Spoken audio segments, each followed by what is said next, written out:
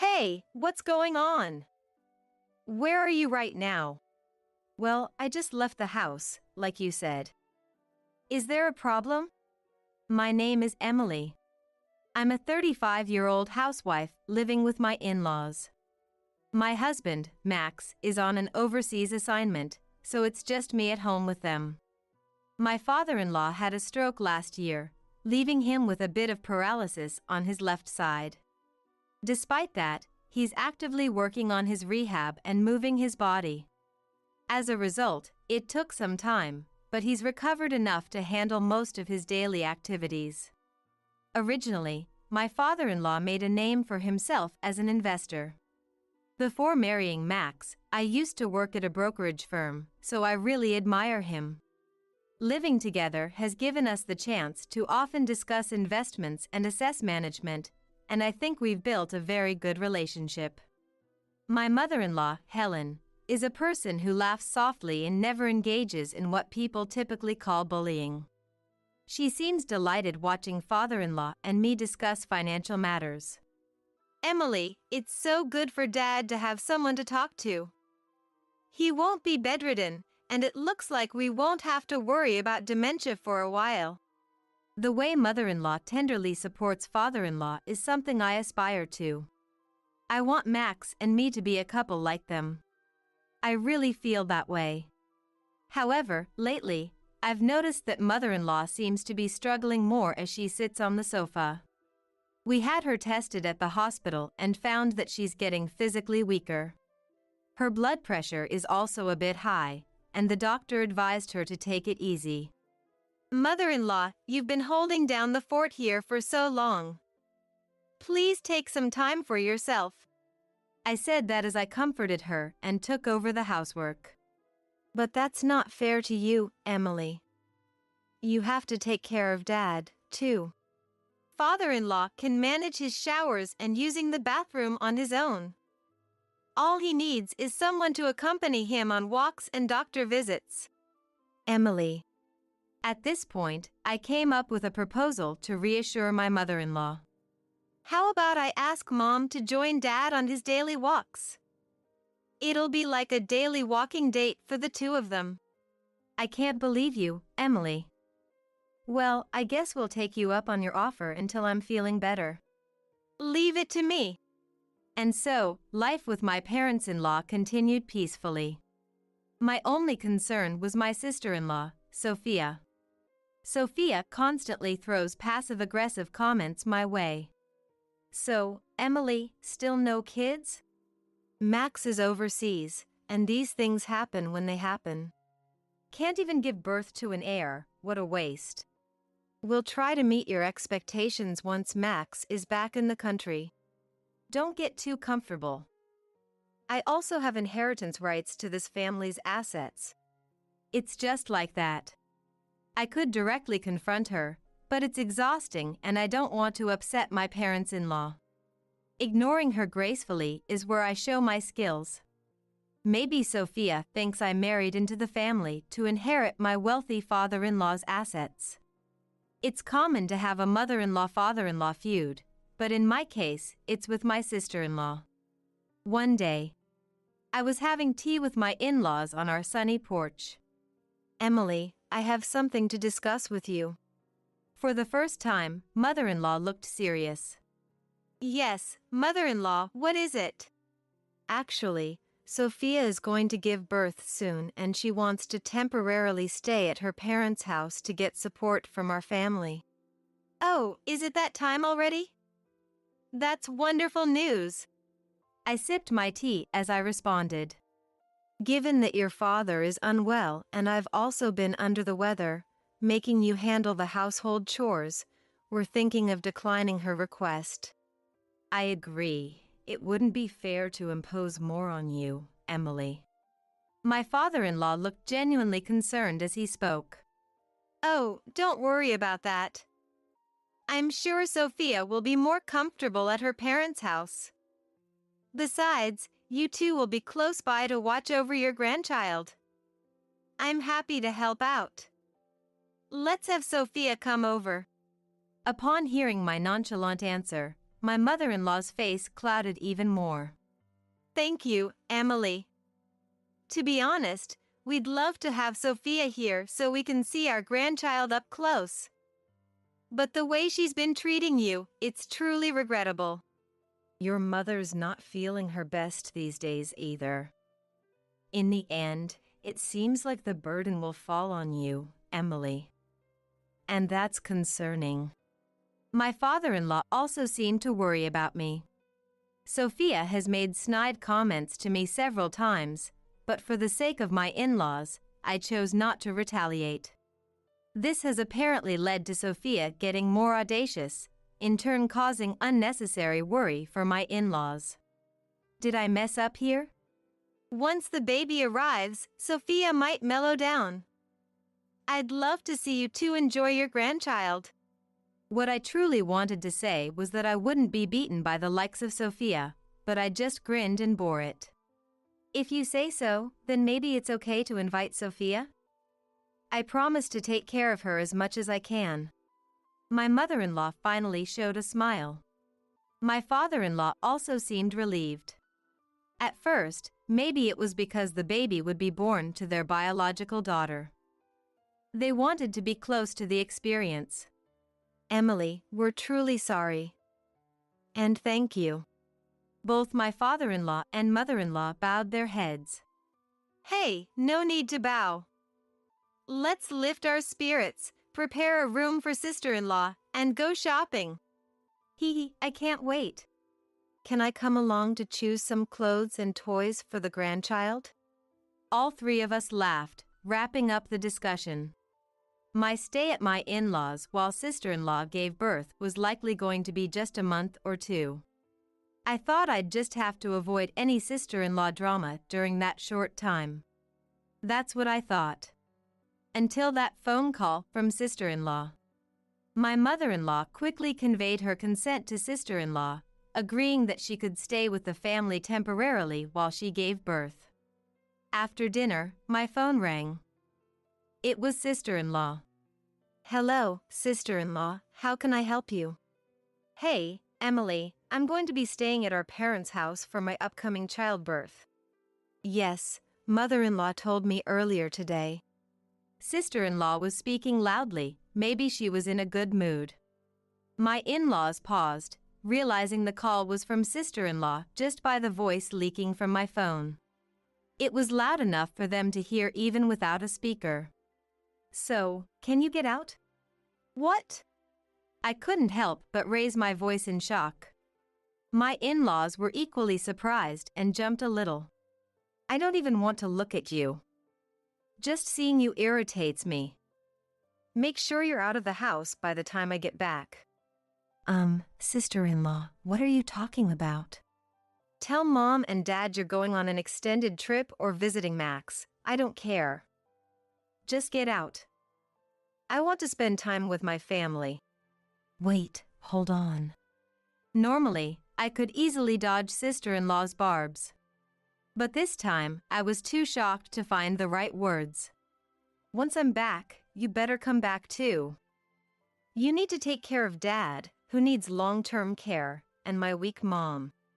Sister-in-law. I won't take care of them.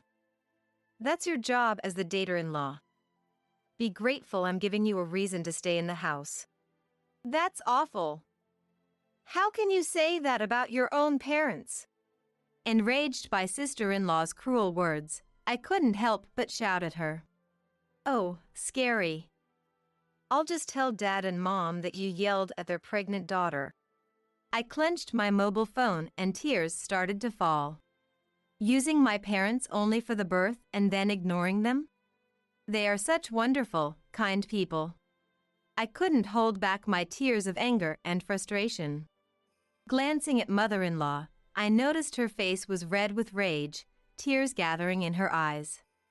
In that moment, my own sister-in-law told me she wouldn't take care of her family.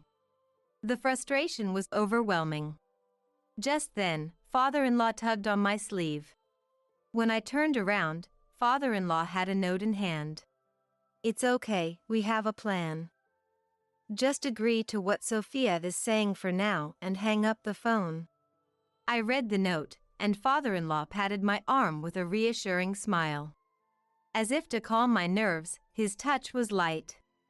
Seeing father-in-law's smile, I felt a wave of relief wash over me. Though my insides were boiling with anger, I was able to regain my composure. Understood. When are you planning to come back? Maybe next Friday. Then, I'll make arrangements to leave the house by that time. You should have just listened from the start. Dealing with a stubborn sister-in-law is so tiresome. I have to clean up after dinner, so if you'll excuse me. As soon as I hung up the phone, mother-in-law broke down in tears and hugged me. I'm so sorry. To have a daughter who'd say such horrible things, I'm so sorry. Mother-in-law's tears were flowing freely. I'm fine, mother-in-law. You must be the one feeling terrible after hearing all that. I wasn't concerned about what sister-in-law had to say.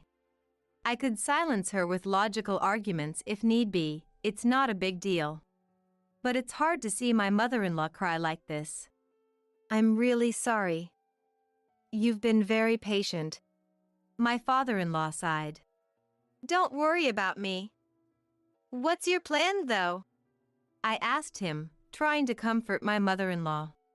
Well, turns out there's another person struggling with Sophia.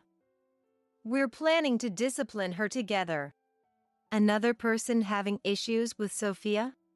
I was puzzled. Who else could be dealing with her? We've only got 10 days until Sophia comes home to have her baby and seek the family's support. No time for tears. We need to start planning how to handle her. Yes, this is where you, Emily, will prove your worth. My mother-in-law wiped her tears and stood up. My worth? I had no idea what she meant. Shortly after, Evan, Sophia's husband, came to visit. Good evening, everyone. I apologize for Sophia's terrible behavior. Evan bowed to my parents-in-law and me as he entered. Emily, meet the other person who's been grappling with Sophia. My father-in-law said with a smile. Before joining this family, I worked in a brokerage firm. As did Evan. We knew each other professionally. I don't mind what she says about me, but I can't forgive her for how she talks to you too. I vented my frustration about Sophia to my brother-in-law. He scratched his head and sighed. Look, there's no excuse for her. Even when I try to correct her, she loses her temper. Her already spoiled nature has gotten worse with her pregnancy. My own daughter told Emily to leave while she stays here to give birth. Can you believe it? My mother-in-law was angrier than I'd ever seen her. I get why you and my father-in-law get along. You're in the same line of work. It seemed fun. Sophia probably just couldn't stand it. Wait, so she's jealous because I get along with you and my mother-in-law? I was dumbfounded. She hurt her parents this much out of petty jealousy? And there's one more unbelievable thing. My brother-in-law began to talk about Sophia's actions. Are you kidding me? This makes no sense. I couldn't believe my ears. My hands were shaking from anger. I'm at a loss, too. I've even consulted with my father-in-law about what to do. My mother-in-law looked like she was throwing in the towel. At this point, I was fuming. She plans to rely on her parents' home like nothing happened. She should have been confronted head-on. In hindsight, I regretted my naivete. Father-in-law sighed, looking disappointed. Add this latest mess to the mix, and I'm done giving her any slack. She's my daughter, but enough is enough. Your conversations with father-in-law have finally paid off. My conversations with father-in-law? Wait a minute, you mean? Something clicked in my mind, recalling a discussion I'd had with father-in-law in the past. We might as well go all in. Get ready, Evan. Yes, father-in-law. Mother-in-law finally cracked a smile. All right, Emily, we've got a week to prepare everything. We're going to be busy. Absolutely, mother-in-law. Let's do this. I rolled up my sleeves and followed mother-in-law. The next Friday, as planned, sister-in-law returned home temporarily to seek family support for her childbirth. I wonder if that annoying woman finally left. Now I can just laze around here for a while. Maybe I should just move back home for good. Sister-in-law hummed as she walked onto the property. Then, right in front of the house, she dropped her bags and froze. What is this? What stood before her was, indeed, her parents' home. Well, it used to be their home. Now, the gate was locked, the name plaque removed, and a for sale sign was prominently displayed. The windows were bare, and the house obviously looked abandoned. What's going on? Why is nobody here? Sister-in-law frantically called both father-in-law and mother-in-law, but neither answered. They'd had enough and blocked her number. Even social media was blocked. Why aren't Mom and Dad answering? Maybe she will. Sister-in-law seemed to get the idea to call me. Hello, sister-in-law, what's going on? I answered her desperate call, cool as a cucumber. Sister-in-law, anything but composed, started shouting right away. What's the meaning of this? My parents' house is for sale. She was loud enough that father-in-law and mother-in-law could probably hear without even needing speakerphone. I moved the phone away from my ear and replied.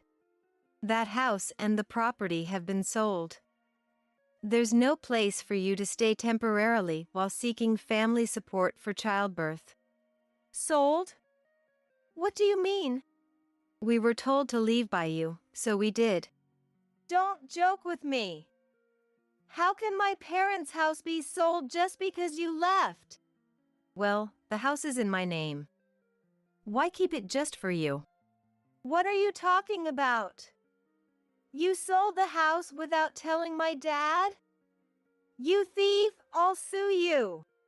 Seemingly forgetting she's pregnant, sister-in-law was yelling in a fit of rage.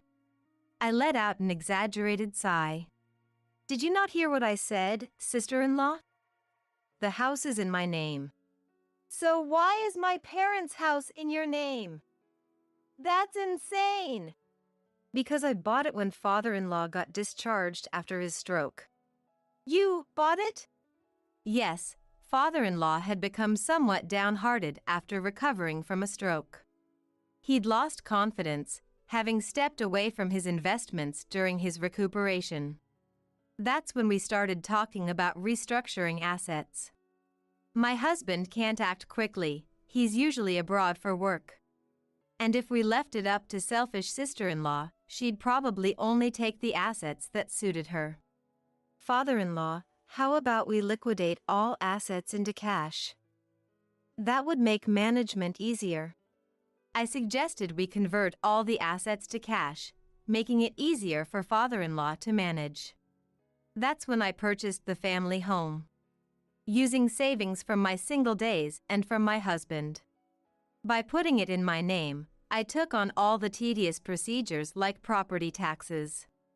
We let my parents-in-law continue to live there, so they could spend the rest of their lives in the home they loved.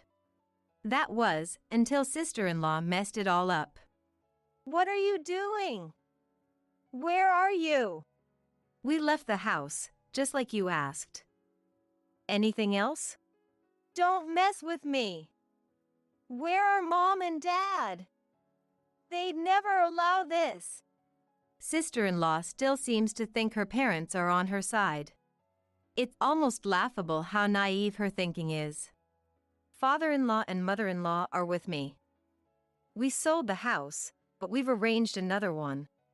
Then I'm coming there too. That's not possible.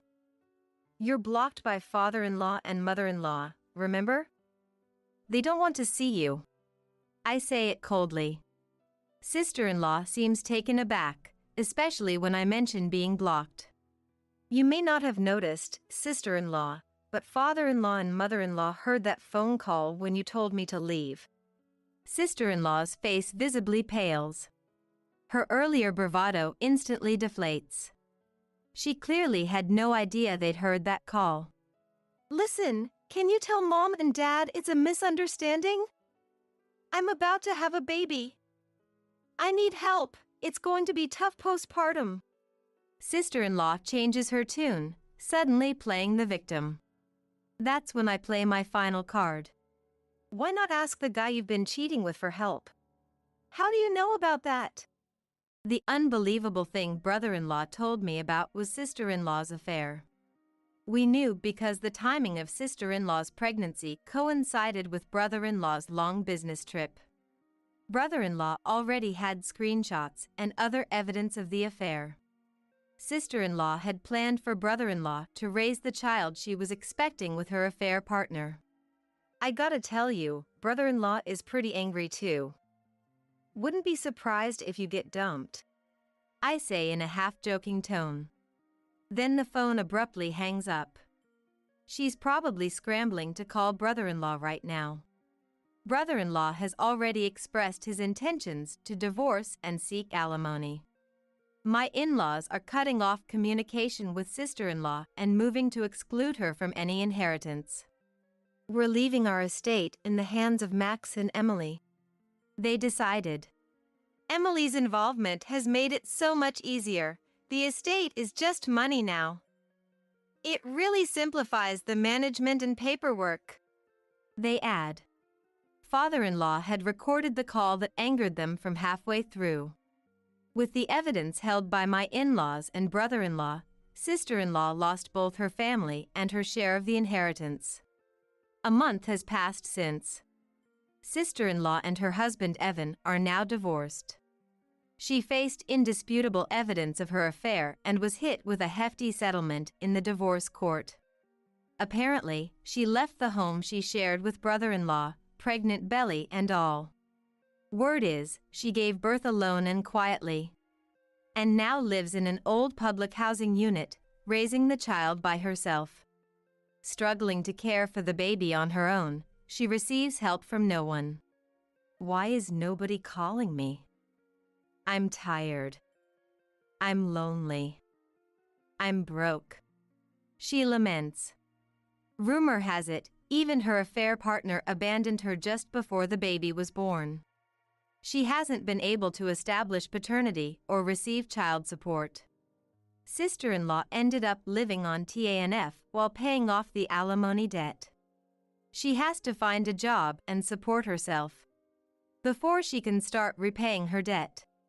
When will sister-in-law ever be debt-free? If she'd truly loved and valued the in-laws, even with a child from her affair, she wouldn't have ended up alone. The child is innocent and is the first grandchild for the in-laws. If sister-in-law can genuinely apologize for her mistakes, both we and the in-laws are open to helping her. Today, I'm having tea with the in-laws in our new home. Emily, what's your take on the Willowbrook Mart? Well, I still think they will rise. What's your opinion, father-in-law? I'm inclined to think they'll go up, but I can't be sure. Father-in-law was looking puzzled when mother-in-law peeked at the papers. Oh, talking about Willowbrook Mart?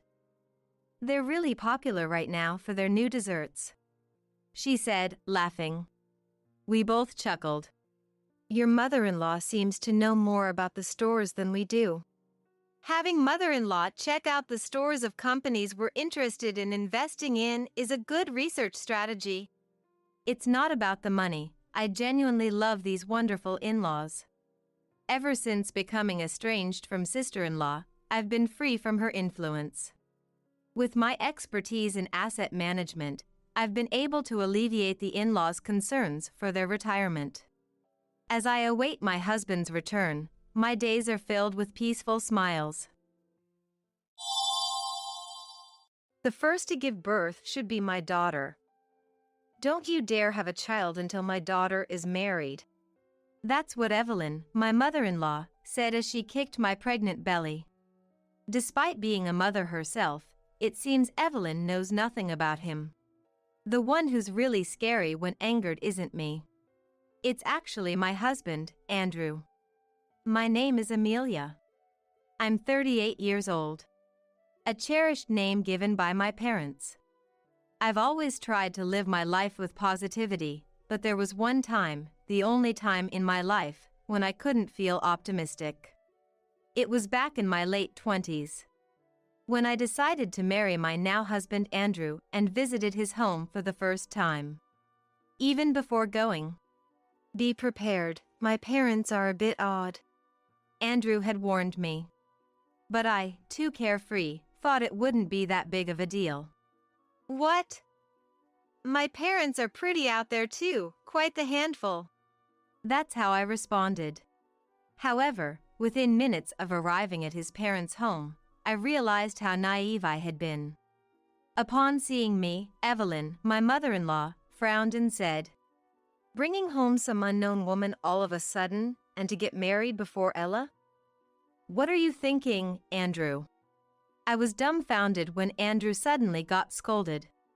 "If you keep saying that, I'll never be able to get married." And Andrew replied to Evelyn with a reluctant sigh. It turns out Evelyn had hoped that Ella, Andrew's sister, would marry before him. It's only natural for the firstborn to marry first. She had a strong fixation on this. It would make some sense if my sister-in-law Ella had a boyfriend or something. But she has barely left her room since middle school. According to Andrew, after Ella made fun of a friend's looks and turned her into a laughingstock, she herself got ostracized by her peers. She then declared, "People can't be trusted, they're the worst," and stopped going to school altogether. The problem lies with Evelyn and the late father-in-law, Samuel. They doted on Ella so much. "There's no need to go to a place with such horrible classmates. We'll support you for life." That they comforted her with. Ella took those words to heart, or rather, enjoyed them too much, and to this day, at 30, still receives an allowance from her parents, buying comics and games online to enjoy in her room. The only time she goes out is for anime events. Of course, the money for that also comes from her parents' wallets, and she doesn't work. What? What about living expenses? Of course, her parents pay for everything. Did Samuel's inheritance go to Ella? Apparently, the house caught fire several years before Samuel passed away, and most of the savings were used up in moving and other expenses. Evelyn, with hardly any assets left, refuses to work. She never gets out from her room. How Evelyn plans to continue taking care of Ella is a mystery. Anyway, Evelyn continues to spoil her. Since childhood, she doted on Ella and nearly neglected Andrew, who says, "If I wait for Ella to marry, I'll be more than just old, I'll be a skeleton." And so, Andrew had no intention of waiting for her marriage. Well, that's true. Evelyn was strongly opposed to our marriage, but Andrew had intended to marry regardless of opposition. He brought me home out of a sense of duty to report as an adult, not intending to listen to her complaints. Instead, "Well, that's the situation, so I'm getting married." He ignored Evelyn's complaints and unilaterally declared our marriage. Naturally, she vehemently refused to attend our wedding. "Don't worry, I wasn't planning on inviting you anyway." But Andrew also said. While I wondered if this was okay, I also felt that if we were to marry, there was no other way. And so, after getting married, we hardly ever returned to the in-laws' house or participated in anything like family gatherings. Evelyn herself doesn't seem to mind since she cares about Ella but not so much about Andrew. We also felt more at ease about it. But then one day, I was notified that Evelyn had collapsed at a store during shopping and was taken to the hospital by ambulance. I tried calling the in-laws' house, registered as her home number on her mobile phone, but no one answered, and it seemed our home was listed as the next contact. There's no way Ella wouldn't be at the in-laws' house. Typical of her, she probably pretending not to be home. Completely hopeless. It seems Evelyn had a myocardial infarction and needed surgery, so they were seeking familial consent. In a panic, I contacted Andrew, got his permission for the surgery, and then rushed to the hospital. Evelyn was unconscious for about 3 days after the surgery, but on the 4th day, she woke up, and by the 5th day, she was able to converse with the nurses. When we were informed by the nurses that she had been moved from the ICU to a regular room, we brought some clothes for her, but why is a stranger visiting me? What? Upon seeing me and Andrew, Evelyn didn't thank us but instead snapped at us. We didn't want to visit her either. But it's not like we have a choice when Ella wouldn't step out of the house for anything. Andrew was of the mindset that there's no need for us to visit her, was the stance. Thinking it would only cause trouble and be a hassle since we'd likely be unwelcome. But Ella refuses to go to places with lots of people like hospitals. Moreover, we had to talk through the door because she wouldn't come out of her room. Naturally, Andrew yelled, "In such an emergency, you could at least cooperate with the family. You can go to anime events, so you should be able to go to the hospital." But it had no effect. She just went silent, and the conversation ended there. So, reluctantly, we ended up visiting Evelyn in Ella's place. Andrew, infuriated by Evelyn's rudeness, told me, "You don't have to visit her anymore. Just leave her in dirty clothes every day." But that's hardly appropriate. It's a shared room, and dirty clothes would be a nuisance to the other patients and nurses.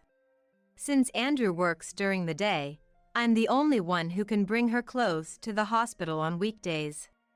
So I don't really want to, but I'll bear with it and go to the hospital," told Andrew. Andrew looked genuinely sorry. "If you ever get too fed up, just throw the clothes somewhere and run back home without going to the hospital," he said, but I thought, let's do my best as his wife. However, every time I showed up at the hospital, Evelyn would say, "The nurse said my daughter was here, and I thought it was Ella, but it's you, a stranger." She complained about not considering me her daughter, and how seeing my face made her feel worse, saying whatever she pleased. It was clear to me that this was harassment, especially since Evelyn knows very well that Ella wouldn't come to the hospital. There was even a time when she threw the things I brought at me, almost hitting another patient, and I had to apologize. Of course, she didn't apologize. I was the one who kept apologizing. With her acting however she pleased. "I don't feel like your daughter either, but I'm the only one looking after you now, so please bear with it," I retorted. Then Evelyn, "Ella would never say such a thing.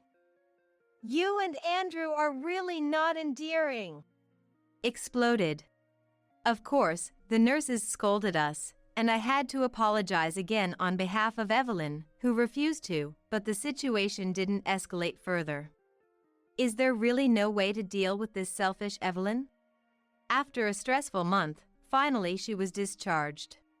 With her out of the hospital, we returned to our peaceful days, and to our joy, we found out I was pregnant. Andrew was overjoyed.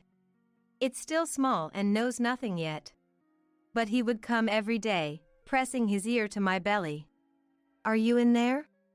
asking. Thinking he's silly, yet I understand his excitement and am happy he's so delighted about our child.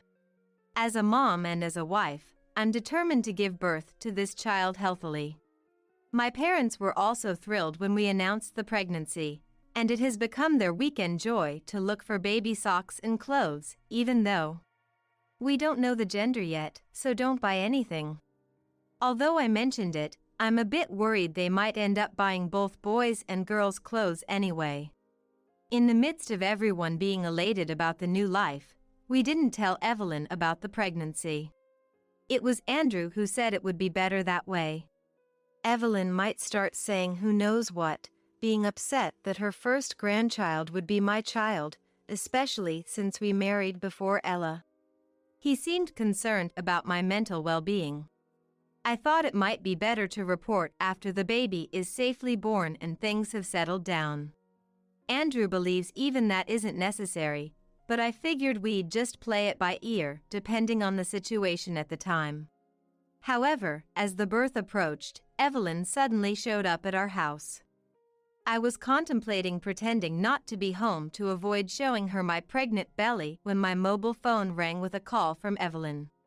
It seems she heard the ringtone through an open window, as it was summer. Evelyn raised. "Come out here, now." Her voice. I usually keep my phone on silent mode, so why did I have the sound on today of all days? Cursing my luck, it was too late to do anything.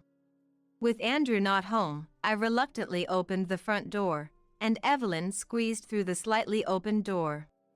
"Why did you get pregnant?" As soon as she saw me, Evelyn exploded in anger. Not even glancing at my belly. It was as if she had known about my pregnancy from the start, leaving me dumbfounded. Then, "Some neighbor mentioned seeing you at the OBGYN, congratulating me on Andrew's wife being pregnant. What's there to celebrate?" Evelyn fumed. So, she had learned of my pregnancy through someone else. Despite choosing a hospital far from the in-laws' house, she found out anyway.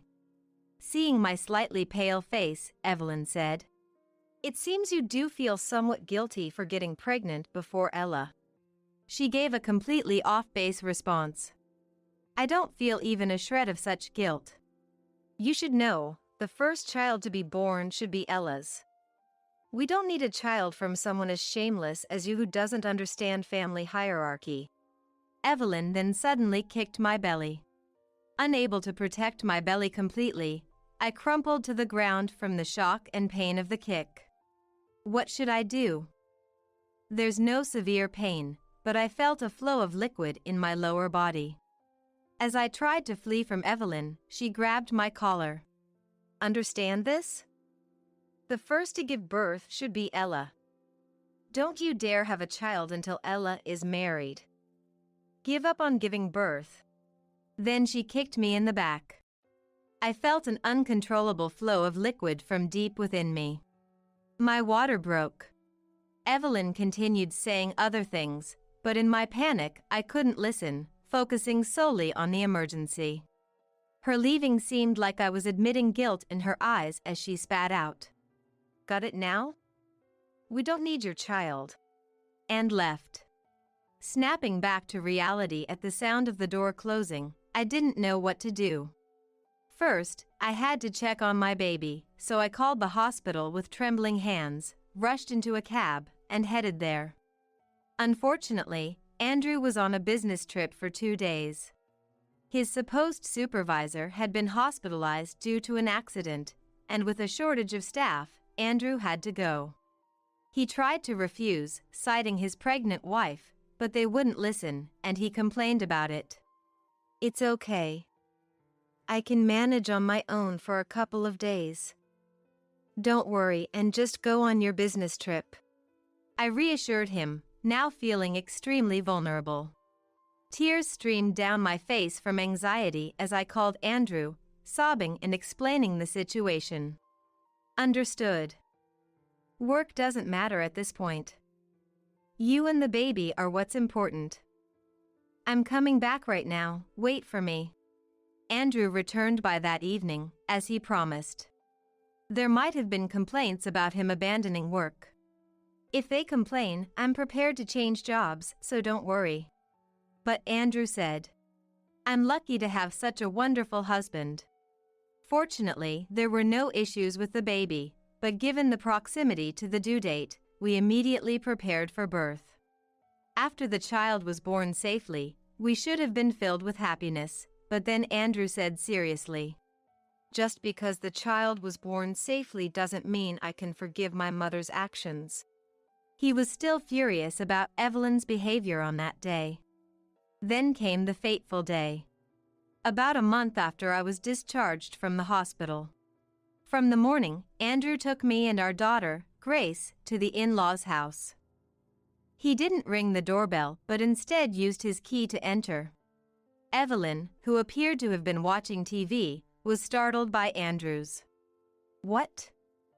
Why are you here all of a sudden? You should have told me you were coming." Sudden appearance. It was understandable why she panicked. The usual calmness was gone from Andrew, who didn't glare at Evelyn but entered with a cold, emotionless expression, making a loud noise as he opened the door. It was an unusually rough manner for him. Ignoring Evelyn's protests, Andrew headed straight for Ella's room. "What do you think you're doing?" Evelyn followed him. Andrew stopped in front of Ella's room, took a breath, and then threw his body against the door. The room had been locked at Ella's request, so breaking the door seemed the only way in. "Andrew, what are you doing?" Evelyn panicked. Without a word, Andrew kicked the door down. "Stop it!" Evelyn tried to hold him back, but Andrew brushed her off without a word. After a few kicks, the door was about to give way, and with a final charge from Andrew, it fell inward. Ella, in dirty pajamas with overgrown bangs, looked up in shock. "Come here."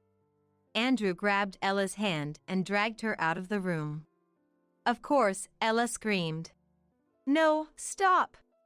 But Andrew didn't listen. Tears filled Evelyn's eyes. "Stop it! That's cruel!" Evelyn sided with Ella, but her words didn't reach the furious Andrew. He threw Ella outside. "Go outside for once," he shouted. Ella cried like a child, with Evelyn comforting her. "Why would you do something so cruel?" Evelyn raised her voice as if she were in the right. "What? It's kindness. A woman over 30, not working, making her mom pay for her living expenses while cooped up in her room? That is not kindness. It's not your place to decide that. Then can mom make that decision? No, you won't. Can't you see it's unfortunate for Ella to live like this? What? After having a heart attack, you still don't get it? You won't live forever. Who will take care of Ella then? Someone who can't even look after herself. Will leave money behind. Your concern is unnecessary. Then who took care of mom's hospitalization? Ella just stayed home. Amelia did everything. She just did it because she wanted to. It's not my concern. Yeah, but who will look after Ella if something happens to her? We won't. Or does mom plan to live another 100 or 200 years to take care of her? That's... And how is a woman who stays in her room going to get married? The first to give birth has to be Ella. Are you out of your mind? Andrew's words were too rational, leaving Evelyn looking at him in shock. She probably never thought deeply about it, believing she'd always be there to protect Ella. "Excuse my frankness," I said, causing Evelyn to look at me with disdain. "If you and Samuel had properly guided Ella towards social reintegration, she might have already been married by now. But Samuel, now deceased, and you, allowed Ella to live without working, fulfilling all her desires, providing a life without hardships. She is now 30. It's almost too late for her to return to society, but postponing it further won't do her any favors. Job opportunities decrease with age, and without any special circumstances or social experience, she will have limited employment options. If you truly care for her, shouldn't you encourage her to go outside instead of letting her stay cooped up at home? It's only going to make things harder for her." Evelyn's face turned red at my words. You shut up!" she yelled. "Think becoming a mom makes you knowledgeable? I've raised 2 kids. I know much more about parenting than you. Don't meddle in family matters. Seeing Evelyn gasping for breath in anger, Andrew scoffed. Then it's a failure in parenting. You've raised a child who's stayed in her room till 30 without ever working, and one son who has disowned you. Let me make it clear, I do think Ella is also a victim here. Someone should have strictly corrected her when they knew the reason she started secluding herself, emphasizing it was her responsibility. It's okay, she will manage everything. Maybe it's indeed better for her to start working now, she's smart. She'll find a job soon enough, Evelyn said, patting Ella's back. However, Ella looked pale. No. Impossible. And muttered. Andrew and I both were convinced it was hopeless. Evelyn must have realized it too. As long as I'm here, you will be fine. But she put on a brave face. Humph.